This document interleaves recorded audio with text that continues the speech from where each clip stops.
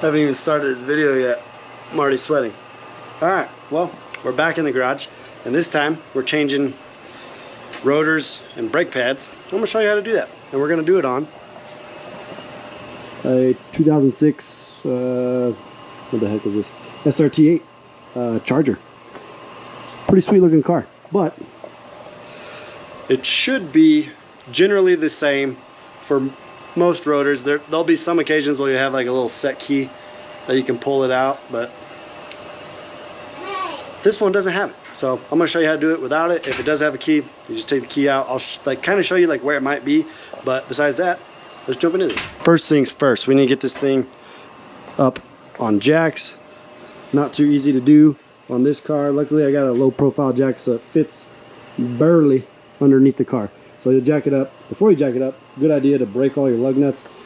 If you want to know a little tip, if you take the top part of your jack and you put it on your 1/2 inch wrench, it acts as your breaker bar to break everything loose. So pretty much you just put it on here, and instead of like grabbing it by the just this and hurting your hands, you can put it on like this and break it nice and easy. And then you'll go all the way around, do that normal shit.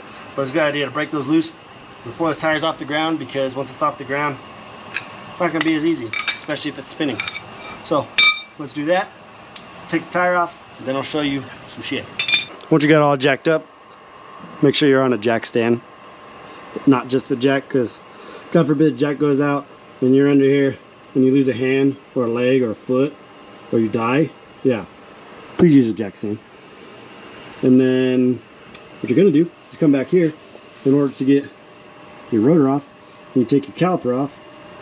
And what I was talking about earlier is usually like you'll maybe have like a little set screw in between each little stud. Maybe you'll have one, but in this case it doesn't have one, so you don't have to worry about it. But you would just take it out and pull it off. But in this one, you need to take off this bolt and where is it? That bolt right there. So this bottom one and this top one. So you take those off, and we'll swivel the caliper out of the way and rest it on something, because you don't want your brake lines to just be dangling. So we'll rest the caliper on something, then I'll show you how to get off this rotor, because I can almost guarantee you it is not going to come off just by you taking the rotor off, and you're going to have to whack the piss out of it with a hammer. So I'll show you how to do that once I take this off. So if you run into the problem like I have, where whoever did this last put Loctite over the whole fucking bolt, and you can't fit a breaker bar under here, this is your next best option. You find yourself your heat gun or a torch, and you make that thing insanely hot and hopefully melt some of that Loctite so you can get it off. But be cautious, because that sucker's gonna be cooking. So yeah, don't touch it. The heat gun worked. We got our bolt out. So now you can take your caliper, and this rotor's already off, but take your caliper, slide it off your rotor, and then, like I said before, I don't know where my bowl went, but anyway, you have a little bucket or something to rest your caliper on, and then we can take the rotor off, which is already off, but I'll show you the trick here in a second. All right, so in my instance, I was able to get this thing off right just by pulling, but whenever I did the rears, what you're gonna want to do is you can either use a sledgehammer, which is probably gonna fuck up your rotor, but if you're not gonna reuse them, it doesn't matter. But in this case, I don't know if the owner of this car wants to reuse these or just keep them just in case. So you take your rubber mallet and you would just beat the bottom side, beat the top side, beat bottom, beat top, back and forth until it popped all the rust off. But then essentially you take your rotor off like so, and then you want to clean the hub right here before you put the new one back on. and make sure like you don't have any dirt or built up rust on that shit. And then pretty much same thing, we'll go grab the new rotor, put that son bitch on, and then I'll show you how to replace the brake pads on these here Brimbos. Alright, see if I fix the, there we go. Alright, owner of this car opted for Cerakoted black.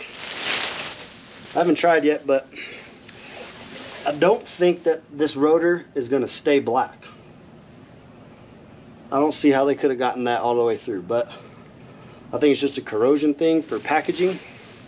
But I'm pretty sure that'll all wear off and be silver.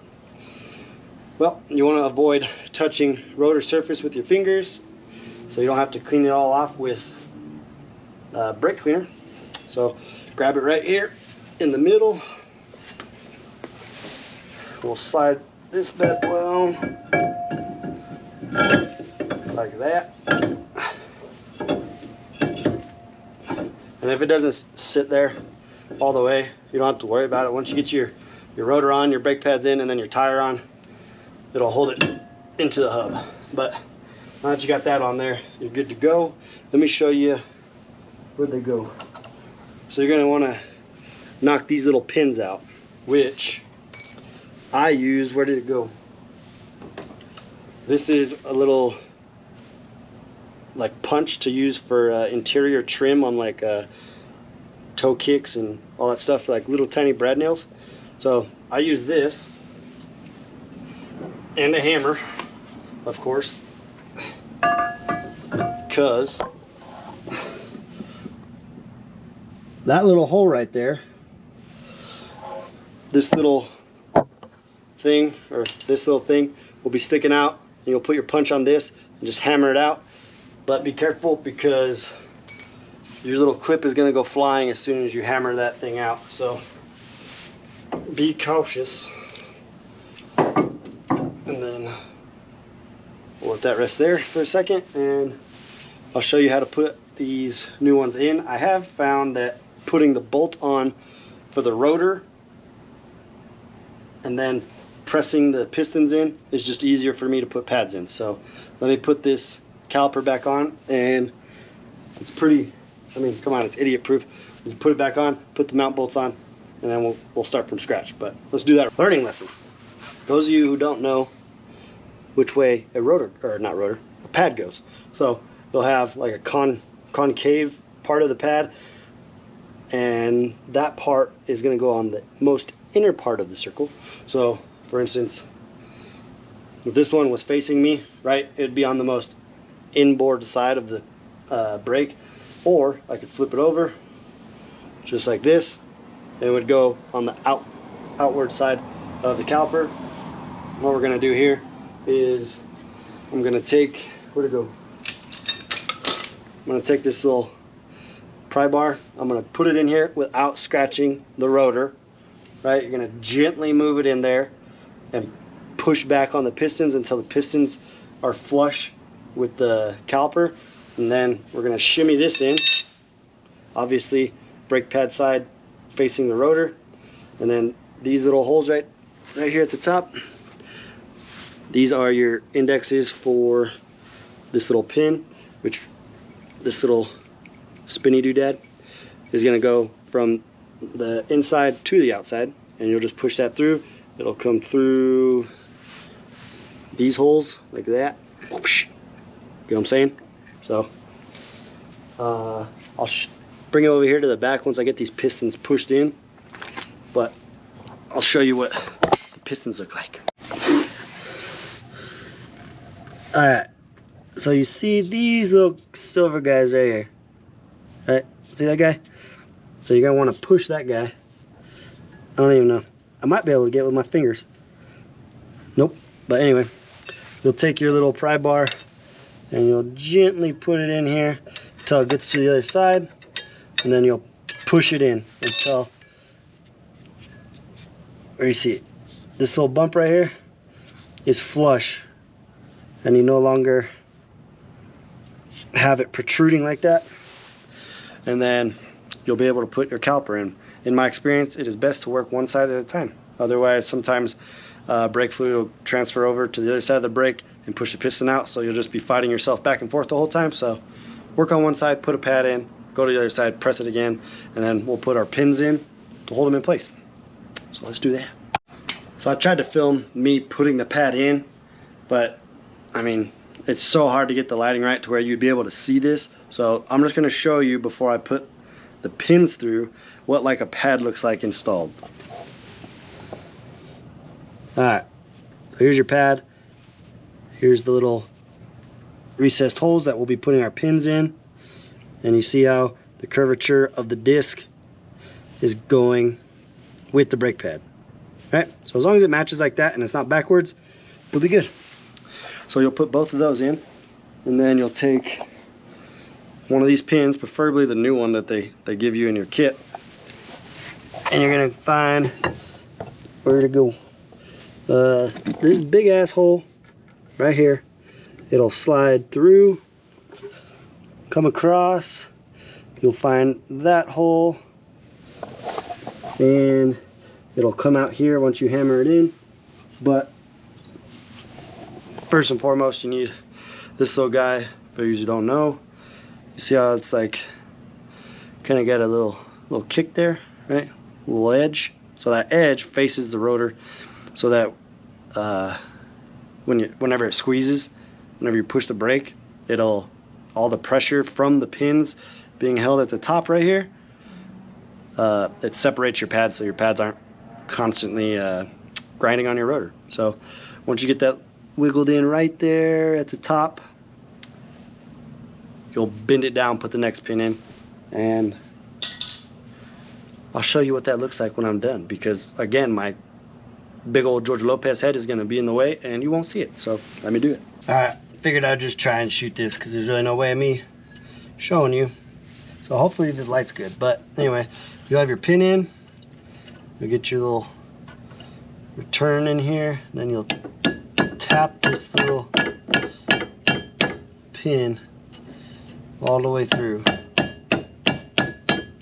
without hitting the caliper, because nobody wants a fucked up caliper.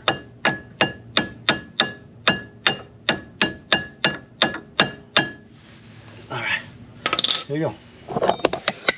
So there you go, there's your pin all the way across. We got the loop hanging over the pin.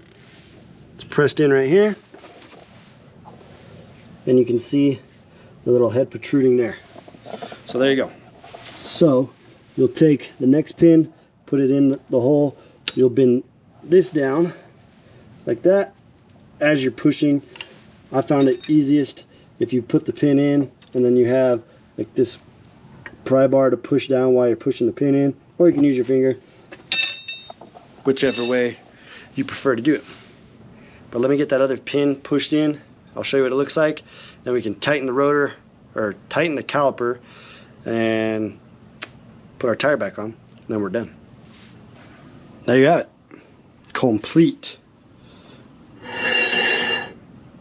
Yeah, I'm calling bullshit. That black is not going to stay on. But anyway, there you go. You got your top pin, your bottom pin. The wedge is facing the rotor. Got our plate in, calipers on. Just need to tighten this thing. But there you go. That's how you do that. Like, subscribe, and thank you for watching. If you have any questions, please let me know. This will generally be the same for every vehicle, like I said, unless you have like a set key, which in this case you don't, because it would be like just a little screw in here somewhere. So don't really have to worry about that. But if you have any questions, let me know. Thank you for watching. See you next time.